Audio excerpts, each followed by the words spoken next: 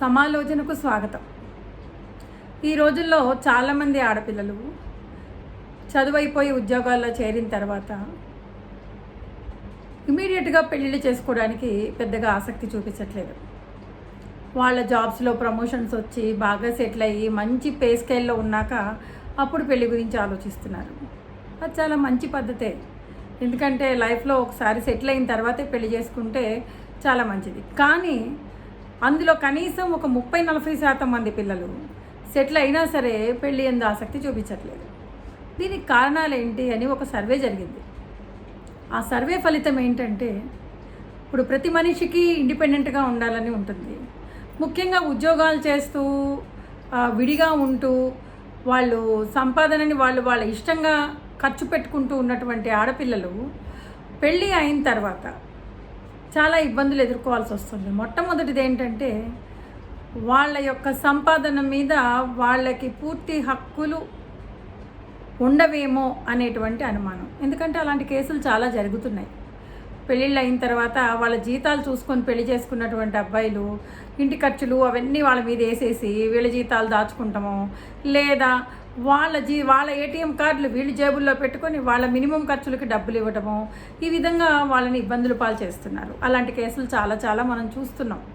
అదొక్కటే కాదు, పొసెసివ్నెస్ అంటే ఈ పెళ్ళి అనేటువంటి బంధంలోకి వెళ్ళిన తర్వాత ఈ పొసెసివ్నెస్ అనేది ఒక లెవెల్ వరకు ఉంటుంది.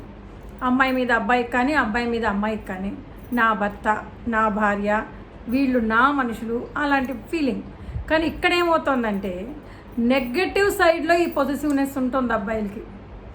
నువ్వు అటు చూసి నవ్వావు, వీడు చూసి నవ్వావు, లేదా నువ్వు నీ ఇష్టం వచ్చినట్టు టైం స్పెండ్ చేస్తున్నావు, లేదా నువ్వు నీ డబ్బులు నీ ఇష్టం వచ్చినట్టు ఖర్చు పెట్టుకుంటున్నావు. అలా కుదరదు.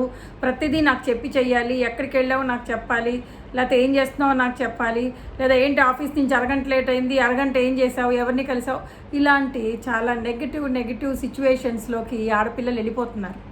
అది జనరలైజ్డ్ థింగ్ కాదు, కానీ అలా సోషల్ మీడియా పుణ్యమా అని అలాంటి విషయాలు చాలా తొందరగా బయటకు వస్తుండటంతో ఆడపిల్లలు కొంచెం జంకుతున్నారు. అవసరమా?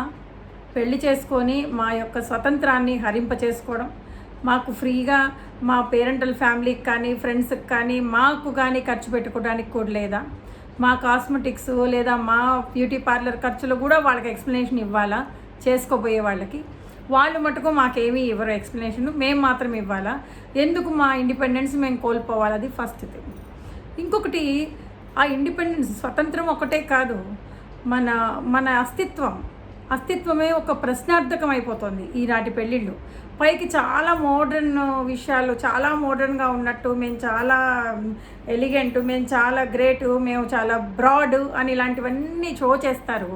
కానీ తీరా పెళ్ళైన తర్వాత చాలా చాలా చాలా చాలా నెగటివ్గా చిన్న మనసుతో బిహేవ్ చేస్తున్నారు.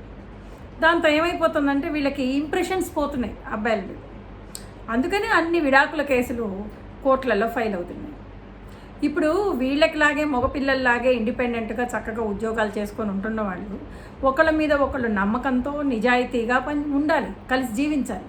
అంతేగాని అనుక్షణం వాళ్ళని ఏదో ఒక ఇబ్బందికి గురి చేసి ఇంట్లో పనులన్నీ వాళ్ళ పని అయినట్టు వీళ్ళ పని కానట్టు, ఇది ఎక్కడి రోజుల్లో ఉన్నారండి? ఇద్దరు ఉద్యోగాలు చేసుకొని పొద్దునెడితే సాయంత్రం వచ్చినప్పుడు ఇద్దరు కలిసి కదా ఒకరికొకళ్ళు హెల్ప్ చేసుకోవాలి. అలా కాకుండా ఇంకా పాచింతకాయ పచ్చడిలాగా ఇది మగ పని, ఇది ఆడ పని, నాకు అస్సలు ఇంట్లో పనులతో సంబంధం లేదు, నువ్వు చేయాలి, వండాల్సిన పని నీది, ఇది పద్ధతి. ఈ పద్ధతులు ఎక్కడి నుంచో, ఏ కాలంలో ఉన్నామో? అప్పుడు ఈక్వల్గా చదువుకొని ఈక్వల్గా ఉద్యోగాలు చేస్తూ ఈక్వల్గా సంపాదించే వాళ్ళని అసలు చేసుకోకూడదు. కండిషనల్గా వాళ్ళు ఏ సంపాదన లేకపోయినా సరే, ఇదిగో నీ హౌస్ హోల్డ్ డ్యూటీస్ అన్నీ నువ్వు చెయ్యి, పొద్దున 6 గంటలకు లేచి ఇంటి ముందు ముగ్గేయాలి, లేదుగో ఇంట్లో పనులన్నీ చేసుకోవాలి, మా అమ్మ పూర్వకాలం ఏం చేసిందో అవన్నీ నువ్వు చెయ్యాలి, నువ్వు సంపాదించుకోకపోయినా పర్లేదు, నువ్వు చదువుకోకపోయినా పర్లేదని చేసుకుంటున్నారా? మళ్ళీ అలా చేసుకోవట్లేదు.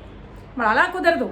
వీళ్ళతో పాటు ఈక్వల్గా చదువుకోవాలి, ఈక్వల్గా సంపాదించాలి, ఆస్తిపాస్తులు తేవాలి, కట్నాలు తేవాలి, ఇన్ని చేసి సబార్డినేటివ్ స్టేటస్ అంటే ఏ ఆడపిల్ల ఇష్టపడుతుంది చెప్పండి?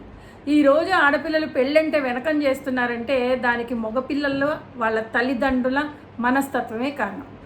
ఒకటే దుయ్యబడుతూ ఉంటారండి. మ్యాట్రిమోనీ సైట్స్కి పెడితే ఇంత పెద్ద మెసేజ్లు పెట్టేసి ఈ ఆడపిల్ల తల్లిదండ్రులు ఇంత ప్యాకేజ్ కావాలంటారు, అంత ప్యాకేజ్ కావాలంటారు, ఇన్ని వంకలు పెడతారు. మరి ఇవన్నీ ఓకే, ఒక పార్టీ ఒక సైడ్ మీరు చూస్తున్నారు, రెండో సైడ్ చూస్తున్నారా? రెండో సైడు ఎంతో నమ్రతగా చక్కగా ముద్దుగా పెళ్లి చేసుకొని అత్తగారింట్లో అడుగు పెడితే నువ్వు 100 రకాల అబ్జెక్షన్స్ పెట్టి ఏది చేసినా తప్పని, కూర్చుంటే తప్పు, నుంచుంటే తప్పు, నువ్వు అటు చూసావు అటు వెళ్ళావు, మీ అమ్మ వాళ్ళకి ఎక్కువ ఫోన్ చేస్తున్నావు, లేకపోతే మీ ఫ్రెండ్స్కి ఎక్కువ ఫోన్లు చేస్తున్నావు, నీ వాట్సాప్లు నాకు చూపించు, లేదా నీ ఫేస్బుక్లు నాకు చూపించు, ఇంత అనుమానంతో బతుకుతుంటే వాళ్ళతో జీవించాలని ఏ ఆడపిల్ల కనిపిస్తుంది చెప్పండి? ఎంతసేపు నెగిటివ్ థాట్స్తో పోకూడదండి, ఎప్పుడు పాజిటివ్గా వెళ్ళాలి, ఎదుటి మనిషిని నమ్మాలి, ఎదుటి మనిషితో నిజాయితీగా ఉండాలి. మన మనసు మంచిదైతే చూడండి, దొంగే పట్టుకోగలడు. మీరు గమనించండి ఎప్పుడైనా. ఇప్పుడు మనకి దొంగతత్వం లేదు, దొంగ మనస్తత్వం లేదు, వాడు దొంగతనం చేస్తాడని మన ఊహ కూడా అంత. అలాగే కన్నింగ్నెస్ మనకు లేదనుకోండి, ఎదుటి వారి కన్నింగ్నెస్ గురించి మనకు అర్థం కాదు. ప్లెయిన్గా ఉండే మనుషులు కొందరు ఉంటారు, వాళ్ళకి పైకోటి లోపల ఒకటి ఉండదు.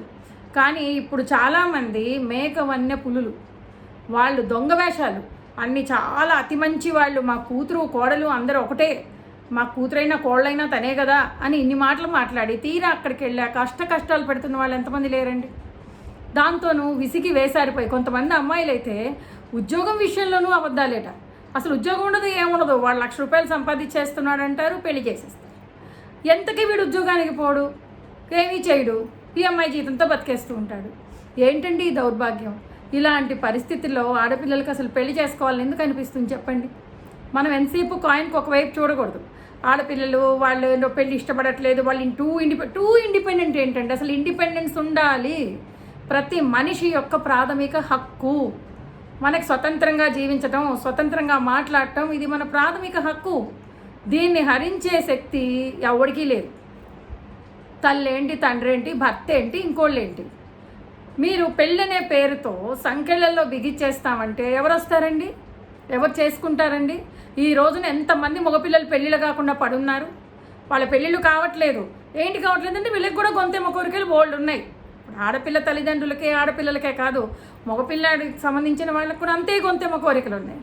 సరే, అన్నిటినీ అధిగమించి పెళ్లి చేసుకుంటే తీరా చేసుకున్నాక మళ్ళీ ఇంకా వేరే గిల్లి కజ్జాలు, అలా పున్నమి నాడు బూర పెట్టలేదు, అది చేయలేదు, ఇది చేయలేదు. అసలు పిల్ల దొరకటమే కష్టమవుతుంది. సమానంగా తనతో పాటు సమంగా చదువుకొని ఉద్యోగం చేస్తున్న పిల్ల దొరికితే ఎక్కడ పెట్టుకొని చూడాలి? ఇక్కడ పెట్టుకొని చూడాలి. అంతేగాని నువ్వు కాళ్ళ దగ్గర పెట్టుకుంటాను, కాళ్ళతో తొక్కేస్తాను, నాకు ఎదిరిస్తుందా, నన్ను ఇలా అంటుందా, అలా అంటుందా, ఏంటండి? ఫ్రెండ్లీగా ఉండండి, ప్రేమగా ఉండండి, చక్కగా ప్రేమగా ఉంటుంది. మారుతున్న కాలంతో మనం మారద్దు. ఎంతసేపు పాత పద్ధతి ఎట్లా అండి? లంగర్ ఎలా కుదురుతుంది? ఈ మోడర్న్ పీరియడ్లో మీరు వెనక్కి తిరిగి 50 ఏళ్ల క్రితంలాగా ఉండమంటే కుదరదు. కాబట్టి ముందు మారండి, మగపిల్లలు మీరు మారండి, మీ తల్లిదండ్రుల్ని మార్చండి. అమ్మ ఇలా కాదు, నాన్న ఇలా కాదు, ఈ రోజుల్ని బట్టి పోవాలి, నన్ను కాపురం చేసుకొనివ్వండి, నా భార్యతో చక్కగా ఉండనివ్వండి అని మీరు మీ తల్లిదండ్రులకు కౌన్సిలింగ్ ఇవ్వండి. బయట వాళ్ళు ఎవరిచ్చినా తల్లిదండ్రులకు ఎక్కదు, కొడుకులే ఇవ్వాలి. అమ్మ మాట వినాలి. రాముడు మంచి బాలుడే కాదను, కానీ పెళ్లి చేసుకున్నాక భార్య యందు నీకున్న బాధ్యతలు నువ్వు పట్టించుకుంటున్నావా? నువ్వు ఫస్ట్ ఫ్రెండ్వి, తనకి కూడా న్యాయం చేయాలి. ఈ రెండు బ్యాలెన్స్ చేసి ప్రేమగా గనక ఈ అబ్బాయిలందరూ భార్యలతో ఉంటే చక్కగా ఆనందంగా పెళ్లి చేసుకోవడానికి అమ్మాయిలందరూ ముందుకు వస్తారు. మీలాంటి కొంతమంది అబ్బాయిలు ఎవరైతే భార్యలని చాలా దుర్మార్గంగా వాళ్ళ స్వాతంత్రాన్ని హరించి బిహేవ్ చేస్తున్నారో వాళ్ళ వల్ల వీళ్ళు అసలు పెళ్లి చేసుకోవాలంటే జంకుతున్నారు. కాబట్టి ఆలోచించండి.